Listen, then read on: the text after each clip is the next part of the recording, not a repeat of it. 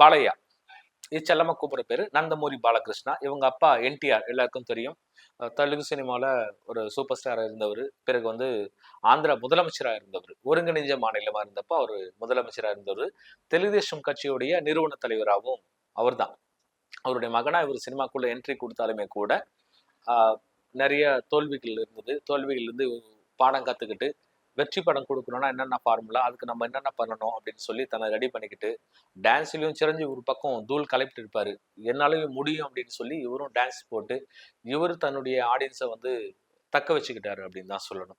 இவர் பக்கம் இவருக்கு பாசிட்டிவான விஷயங்கள் இருந்தாலும் சர்ச்சைகளுக்கும் குறையில்லாத ஒரு ஹீரோ தான் பாலையா அவர்கள். ஏன் அப்படின்னா சனிக்கிழமை வந்து யாராவது பிளாக் ஷர்ட்டோ அல்லது பிளாக் கலர் துணி போட்டோ அவருக்கு எதிரில் வரக்கூடாதுங்கிற ஒரு விஷயம் இருக்கும். அடிக்கடி ஷூட்டிங் ஸ்பாட்ல யாராவது அடிச்சிருவாரு அப்படிங்கிறது, ஃபேன்ஸ் யாராவது வந்து கொஞ்சம் ஓவர் ஆக்ட் பண்ணால் ரோட்லேயே ஓட விட்டு அடிக்கிறது, இந்த மாதிரி பல்வேறு சர்ச்சைகள் உண்டு. எல்லாத்தையும் விட பெரிய ஒரு சர்ச்சையை வந்து 2007, 8 அந்த வாக்கில் சாமி படம் ரீமேக் பண்ணாங்க, லட்சுமி நரசிம்மா அப்படிங்கிற பேரில். அந்த டைமில் வந்து இவங்க வீட்டில் ஒரு துப்பாக்கி சூடில் வந்து ஒரு ஜோசியர் சத்யநாராயண சௌத்ரி அப்படிங்கிறவர் ரொம்ப பிரபலமானவர். அவருக்கும் சரி அந்த படத்துடைய ப்ரொடியூசர் பெல்லங்கொண்ட சுரேஷ் அவர்களுக்கும் குண்டடிப்பட்டது. துப்பாக்கியில் சுடப்பட்டாங்க, ஹாஸ்பிட்டலில் சேர்க்கப்பட்டாங்க. பலையை தான் சுட்டாங்க அப்படின்னு சொல்லி அவங்க ஸ்டேட்மெண்ட் கொடுத்தாங்க.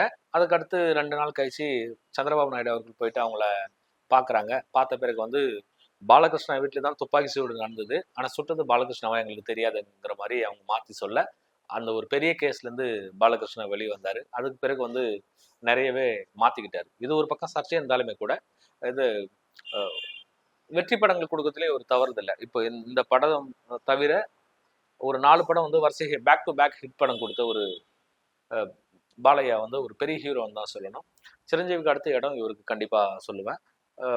இந்த படம் ரிலீஸுக்கு முன்னாடி அசம்பிளியில் வந்து சிரஞ்சீவி அவர்களை வந்து இன்டெரக்டாக அவயவன்னு சொல்லி பேசிட்டார். அது பெரிய விவாத பொருளை மாறினதுமே இந்த படத்துடைய ஆடியோ லான்ச்சில் சிரஞ்சீவி அவர்களை கூப்பிட்டு வந்து எனக்கு சிரஞ்சீவினா ரொம்ப பிடிக்கும், என்னுடைய நண்பர்னா அவர் தான், எங்களுக்குள்ள ஒரு ஆரோக்கியமான போட்டி இருக்கும், அவரோட நல்லா டான்ஸ் பண்ணணும், நல்லா ஃபைட் பண்ணணும், நல்ல கதைகளை தேர்ந்தெடுக்கணும், நல்லா நடிக்கணும்னு சொல்லி நடிப்பினே தவிர தனிப்பட்ட முறையில் எனக்கு பகையோ வெறுப்போ கிடையவே கிடையாதுங்கிற மாதிரி மாற்றி ஒருத்தர் மலை ஒருத்தர் ஒரு அன்பு மழையை பொழிஞ்சுக்கிட்டாங்க. ரசிகர்களுக்கு வந்து ஒரு நல்ல ட்ரீட்டாக இருந்தது.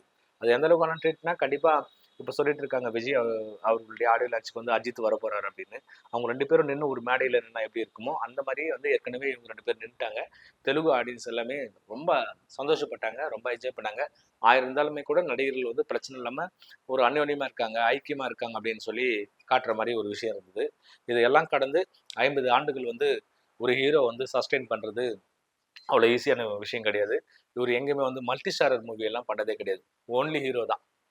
நம்ம தமிழில் ஒரு படத்தில் டைலாக் வரும் இல்லையா, டைரக்டாக ஹீரோ தான் அப்படிங்கிற மாதிரி இவர் ஹீரோ தான். அவருடைய ஃபேன்ஸும் அவர் எங்கேயுமே விட்டு கொடுத்தது கிடையாது.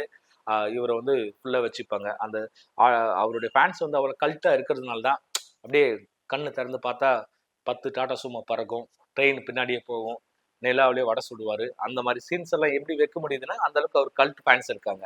மொத்தத்தில் இந்த கோல்டன் ஜூப்ளி இயர் கொண்டாடக்கூடிய நந்தமூரி பாலகிருஷ்ணன் என்கிற பாலையா அவர்களுக்கு எங்களுடைய ஃபர்ஸ்ட் ஷோ டாக் சேனல் சார்பாக வாழ்த்துக்களை தெரிவித்துக் கொள்கிறோம்.